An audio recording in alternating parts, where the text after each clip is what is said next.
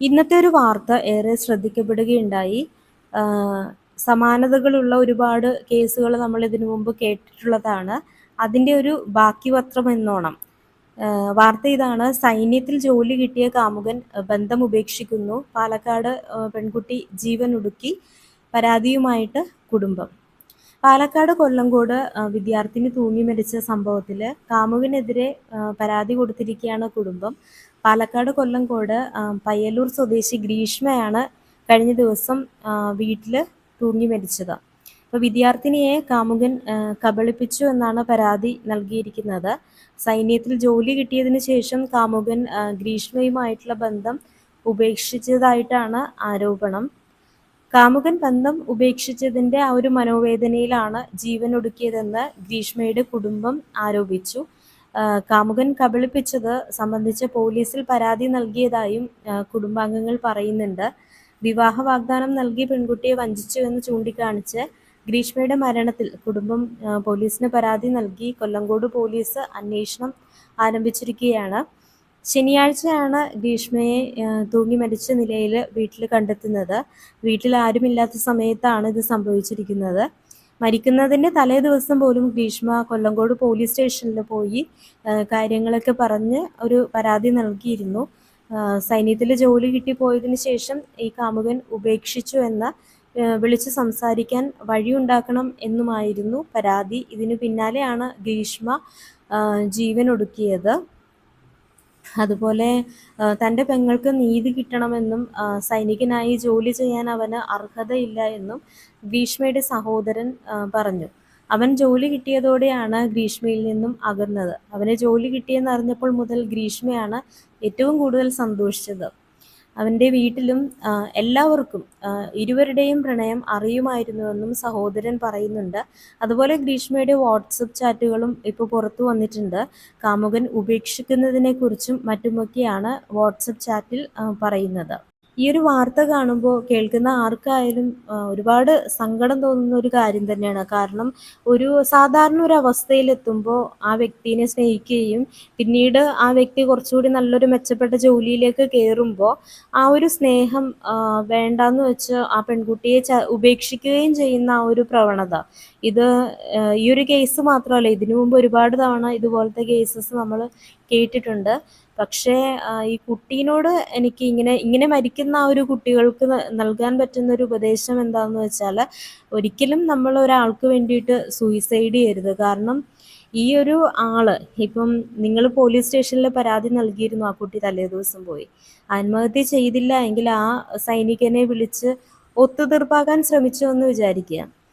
തന്നെ വേണ്ടാണ്ട് പോയ ഒരാളെ തിരിച്ചു കൊണ്ടുവന്ന് വിവാഹം കഴിച്ചാലും എത്ര നാൾ അയാൾ നിങ്ങളെ സ്നേഹിക്കും എന്നുള്ളത് ഒരു ഗ്യാരണ്ടി ഇല്ലാത്തൊരു കാര്യമാണ്.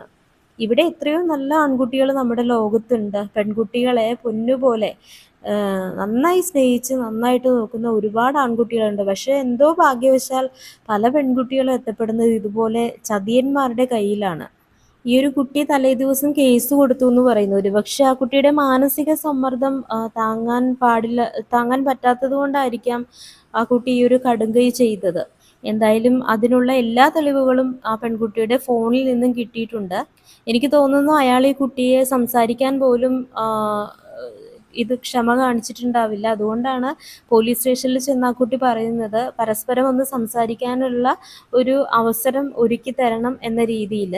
അപ്പോൾ ആ പെൺകുട്ടിയുടെ ആങ്ങള പറഞ്ഞതുപോലെ ഇങ്ങനെ ഒരു പെൺകുട്ടിയെ ഇത്രയും സ്നേഹിച്ച് ചതിക്കുന്ന ഒരാൾക്ക് ഒരു സൈനികനായിട്ട് ജോലി ചെയ്യാനായിട്ട് എന്ത് അർഹതയാണുള്ളത്? രാജ്യം കാക്കാൻ പോകുന്ന ഒരാൾക്ക്, ഒരു പെൺകുട്ടിയുടെ ജീവന് ഒരു പുല്ലുവില കൽപ്പിക്കുന്ന ഒരാൾക്ക് ഒരു രാജ്യത്തെ എങ്ങനെയാണ് സംരക്ഷിക്കാൻ കഴിയുന്നത് എന്നുള്ളതും വളരെ പ്രസക്തമായൊരു ക്വസ്റ്റ്യൻ തന്നെയാണ്. സത്യം പറഞ്ഞാൽ ഇപ്പോഴത്തെ അവസ്ഥയിൽ പ്രേമിക്കാൻ പോകുന്ന ആൾക്കാർ ഒന്ന് ചിന്തിക്കുക, ഇങ്ങനെ ഒരു സാധ്യത കൂടിയുണ്ട്. അവർക്ക് നമ്മളെ ചതിക്കാനും അല്ലെങ്കിൽ ബെറ്റർ ഓപ്ഷൻ കാണുമ്പോൾ പോകാനും ഉള്ളൊരു സാധ്യത, അതാണ് ഇപ്പോൾ കൂടുതൽ സംഭവിച്ചുകൊണ്ടിരിക്കുന്നത്. ഇപ്പോൾ 10 വർഷം കഴിഞ്ഞാലും 5 വർഷം കഴിഞ്ഞാലും സ്നേഹിക്കുന്ന ആളെ തന്നെ വിവാഹം കഴിക്കണം എന്നില്ല. ഒരു പുതിയൊരാളെ കാണുമ്പോൾ അല്ലെങ്കിൽ പുതിയൊരു മേഖലയിലേക്ക് പോയി കഴിയുമ്പോൾ ആ ഒരു പഴയ സ്നേഹം വേണ്ടാന്ന് വെച്ച് പോകുന്ന ഒരുപാട് ആളുകളാണ് നമുക്കിടയിലുള്ളത്. ജെന്യുവിനായിട്ട് ആയിട്ടുള്ള ആ ഒരു സ്നേഹം എന്നൊക്കെ പറയുന്നത് പണ്ടത്തെ കാലത്തായിരുന്നു. ഇപ്പോൾ അങ്ങനെയൊന്നുമില്ല. ഒരുപാട് സോഷ്യൽ മീഡിയാസും അതുവഴി ഒരുപാട് അവസരങ്ങൾ ഇവർക്കുണ്ട്. നമ്മളെ സ്നേഹിക്കുന്ന സമയത്ത് തന്നെ ഒരുപാട് പേരുമായിട്ട് കമ്മ്യൂണിക്കേറ്റ് ചെയ്യാനായിട്ടുള്ള അവസരങ്ങളുള്ള ഈ കാലത്ത് നമ്മളെ തന്നെ ഇവർ ലൈഫ് ലോങ് ആത്മാർത്ഥമായിട്ട് സ്നേഹിക്കണമെന്നില്ല. ഇപ്പോൾ വിവാഹം കഴിച്ചവർ തന്നെ ഒരുപാട് പേര് ഡിവോഴ്സായിട്ട് പോകുന്നുണ്ട്. അപ്പോൾ ആ ഒരു സാഹചര്യത്തിൽ സ്നേഹിക്കുന്ന ഒരാൾ ലൈഫ് ലോങ് വരെ നമ്മുടെ കൂടെ ഉണ്ടാകും എന്നുള്ളത് നമുക്ക് ഒരിക്കലും വിശ്വസിക്കാൻ പറ്റാത്ത, അല്ലെങ്കിൽ അങ്ങനെ പ്രതീക്ഷിച്ചിരിക്കാൻ പറ്റാത്ത ഒരു കാര്യം തന്നെയാണ്. അതാണിപ്പോൾ നടന്നുകൊണ്ടിരിക്കുന്നത്. ഒന്നാമത് ഈ ഒരു കുട്ടി ഒരു വിദ്യാർത്ഥിനിയാണെന്നാണ് പറയുന്നത്. അപ്പം അതുകൊണ്ട് തന്നെ അതിൻ്റേതായിട്ടുള്ള ആ ഒരു അതിൻ്റെ തോട്ട്സ് എന്ന് പറയുന്നത് വളരെ ചെറുതായിരിക്കും. പെട്ടെന്ന് സങ്കടം വരുന്ന ഒരു ടീനേജ് ഏജൊക്കെ ആയിരിക്കാം.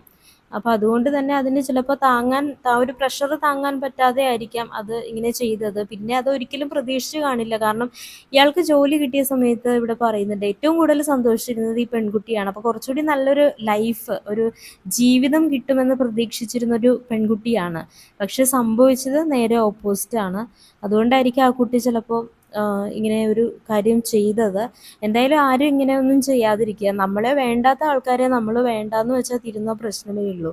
ഈ ഒരു കുറച്ച് നാൾ നമുക്ക് ഈ ഒരു വിഷമം സങ്കടമൊക്കെ ഉണ്ടാവും. പക്ഷെ കുറേ നാൾ കഴിയുമ്പോൾ നമുക്ക് കിട്ടുന്ന പാർട്ട്ണർ എന്ന് പറയുന്നത് ഇതിനേക്കാളും ഒരു 100 ഇരട്ടി ബെറ്റർ ആയിട്ടുള്ള ഒരു ലൈഫായിരിക്കും നമുക്ക് കിട്ടുന്നത്. അപ്പോൾ ആ ഒരു ലൈഫ് നമുക്ക് കിട്ടാതെ പോകരുത്. നമ്മൾ പകുതി വെച്ച് ലൈഫൊക്കെ നിർത്തി പോവുകയല്ല വേണ്ടത്. ഒരു ബെറ്റർ ഓപ്പർച്യൂണിറ്റി നമ്മുടെ മുന്നിൽ ഉണ്ട് എന്ന് മനസ്സിലാക്കി ഇപ്പം ഒത്തിരി വിഷമം ഇതുപോലെ സഹിക്കാൻ പറ്റാത്ത വിഷമമൊക്കെ ഉണ്ടെന്നുണ്ടെങ്കിൽ നമ്മൾ ഉറപ്പായിട്ടും ഒരു കൗൺസിലിംഗ് സൈക്കോളജിസ്റ്റിനെയോ സൈക്യാട്രിസ്റ്റിനെയോ അതും ആ ഒരു മേഖലയുമായി ബന്ധപ്പെട്ട ആളുകളെ ഇപ്പോൾ ആരും ഒന്നും വിചാരിക്കും എന്നൊന്നും നമ്മൾ ചിന്തിക്കരുത്. നമുക്ക് ആ ഒരു ഹെൽപ്പ് വേണമെന്നുണ്ടെങ്കിൽ ഉറപ്പായിട്ടും നമ്മൾ ആ ഒരു ഹെൽപ്പ് വാങ്ങും. ഇപ്പോൾ ടോൾ ഫ്രീ നമ്പറൊക്കെ ഉണ്ട്, ഗവൺമെൻറ് പ്രൊവൈഡ് ചെയ്യുന്നുണ്ട്. ഈ ഒരു സൂയിസൈഡൽ തോട്ട്സ് ഒക്കെ ഉള്ള സമയത്ത് നമുക്ക് ആ നമ്പറിലേക്ക് കോൺടാക്റ്റ് ചെയ്ത് നമുക്ക് സംസാരിക്കാവുന്നതാണ്. അപ്പം ഇങ്ങനെയൊന്നും ആരും ചെയ്യാതിരിക്കുക ഇനിയെങ്കിലും.